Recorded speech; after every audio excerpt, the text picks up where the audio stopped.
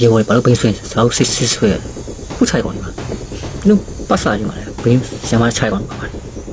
ဒါရကျွန်တော်မပြောလဲခင်ဗျားတို့သိမှာပါဒီစုသူတွေအားလုံးပဲဒီကလာပါရှင်စစ်ကောင်စီတပ်ဟာအာတမစုဆောင်းထားတဲ့စစ်သားတပ်တွေကိုမူရစ်စေးတွေကျေးပြီးတိုက်ပွဲတွေမှာရှေ့ကနေအသေးခံတိုက်ခိုင်းတဲ့အထောက်ထားတွေပိုပြီးတွေ့လာရပါတယ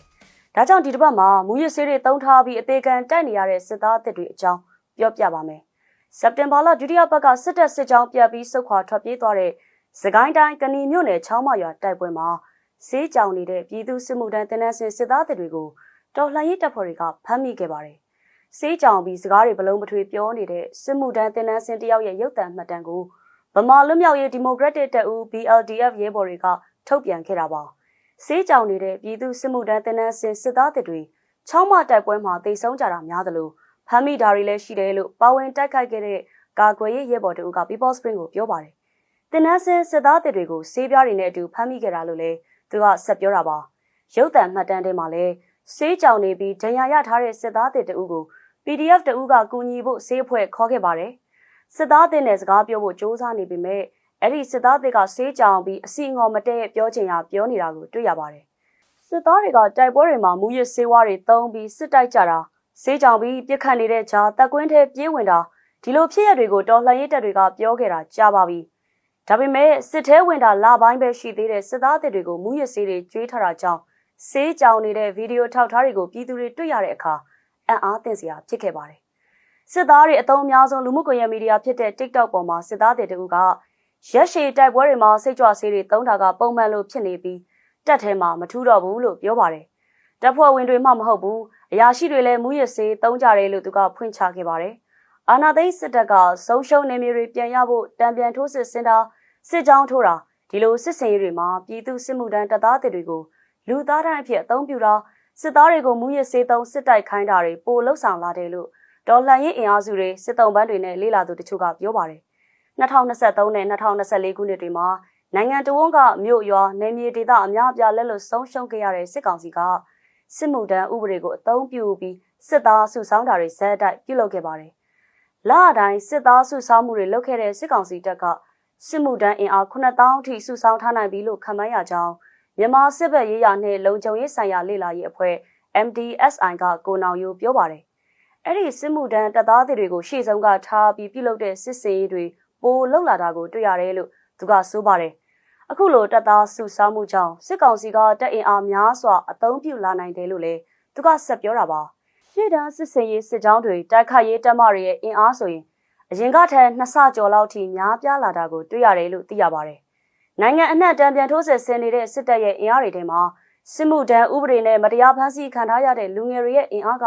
80%ဝန်းကျင်လောက်ရှိနေတယ်လို့ကိုနောင်ရိုးကပြောတာပါ။ဒါကြောင့်တော်လှန်ရေးတပ်ဖွဲ့တွေအနေနဲ့အခုလိုမျိုးစစ်မှုထမ်းစုဆောင်းမှုအပေါ်တုံ့ပြန်ဖို့အခြေအနေတရက်လုံးကိုလွှမ်းခြုံတဲ့မူဝါဒစဉ်းစားမှုမှန်ကန်စွာတုံ့ပြန်နိုင်မှုတွေလိုအပ်တယ်လို့သူကအကြံပြုပါတယ်။ပဲခူးတိုင်းထဲစစ်ရေးလှုပ်ရှားနေတဲ့ပြည်သူ့ကာကွယ်ရေးတပ်မတော် PDF ပဲခူးခရိုင်တပ်ရင်းနှင့်တာဝန်ရှိသူတို့ကလည်းစစ်ကောင်စီဟာစစ်သားတွေကိုမူရစ်စေးသုံးခိုင်းပြီးစစ်တိုက်ခိုင်းတာတွေကိုတွေ့ရတယ်လို့ပြောပါတယ်။ကရင်မျိုးသားလွတ်မြောက်ရေးတပ်မတော် KNLA တပ်မဟာလေးသတင်းရင်းမြစ်တို့ကလည်းစစ်ကောင်စီဟာတနင်္သာရီတိုင်းစစ်စင်ရေးတချို့မှာစစ်သားတွေကိုမူရစ်စေးသုံးစစ်တိုက်ခိုင်းတာတွေရှိတယ်လို့အလင်းဝင်လာသူတွေစီကသိရကြောင်းပြောပြပါတယ်။အဲဒီလိုပဲကချင်လွတ်လပ်ရေးတပ်မတော် KRA သိမ်းထားတဲ့ကချင်ပြည်နယ်ဆော့လော်မြို့နယ်လမ်းဆယ်ဒေသကိုပြန်ရဖို့ထိုးစစ်ဆင်လာတဲ့စစ်ကောင်စီနဲ့ပြည်သူ့စစ်ပူးပေါင်းတပ်က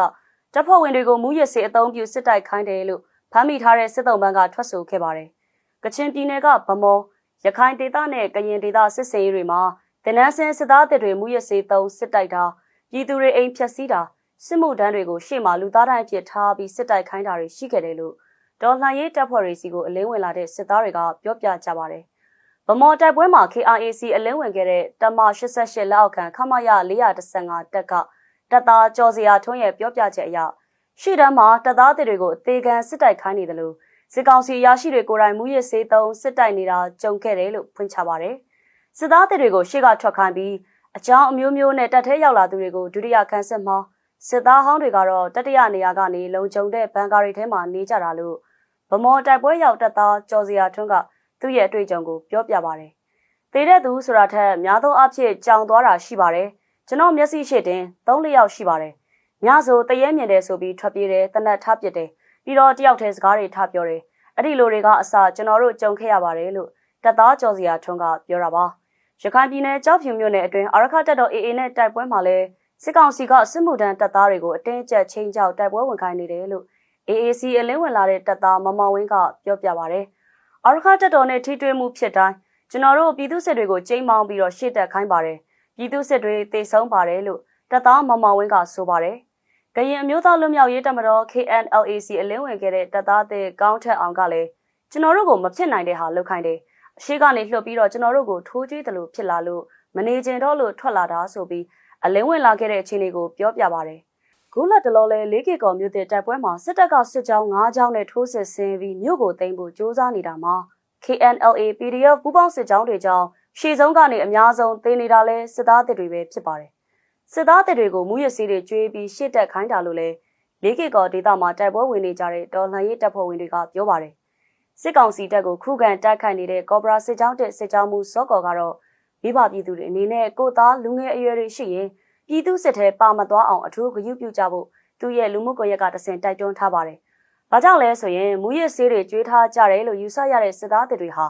ကြောင်စစ်စီနဲ့ရှေ့ဆုံးကနေတက်လာကြပြီးဒေါ်လှန်ရေးတပ်တွေရဲ့တိုက်ခိုက်မှုကြောင့်အများဆုံးသေဆုံးနေတယ်လို့ပြောပါတယ်။ခုလိုမျိုးစစ်တပ်ကစစ်သားတွေကိုရောစစ်သားဟောင်းတွေကိုပါမူရစေးကျွေးပြီးစစ်တိုက်ခိုင်းနေတာကစစ်တပ်အတွက်အသေးခံတိုက်ပေးခြင်းတဲ့အသေးခံတိုက်ရတဲ့စစ်သားတွေမရှိတော့တာကြောင့်လို့အင်အားကြီးတိုင်းရင်းသားလက်နက်ကိုင်အဖွဲ့ကရရှိတူသုံးသပ်ပါတယ်။ဒါကလည်းနေ့တိုင်းပြည်သူတွေကိုအကြမ်းဖက်တပ်ဖြတ်နေအိမ်တွေမိရှုဖျက်ဆီးနေတဲ့စစ်တပ်အတွက်ကိုကျိုးအာဏာတည်မြဲရေးအတွက်ပဲကြီးတဲ့စစ်အာဏာရှင်တွေအတွက်ဘယ်စစ်သားကမှအသေးခံမတိုက်ပေးခြင်းတော့တာကြောင့်ဖြစ်ပါတယ်။တစ်ဖက်မှာတကယ်စစ်ရင်းနဲ့တိုင်းပြည်ကိုကာကွယ်နေတဲ့သူတွေကပြည်သူ့ကာကွယ်ရေးတပ်မတော်သားတွေနဲ့မဟာမိတ်တိုင်းရင်းသားတပ်တွေပဲလို့အဲ့ဒီရရှိကဆက်ပြောပါတယ်။အခုလိုမျိုးမူရဆေးတွေစားထားပြီးဆေးကြောင်နေတဲ့စစ်သားတွေနဲ့ရင်ဆိုင်ရတဲ့အခါ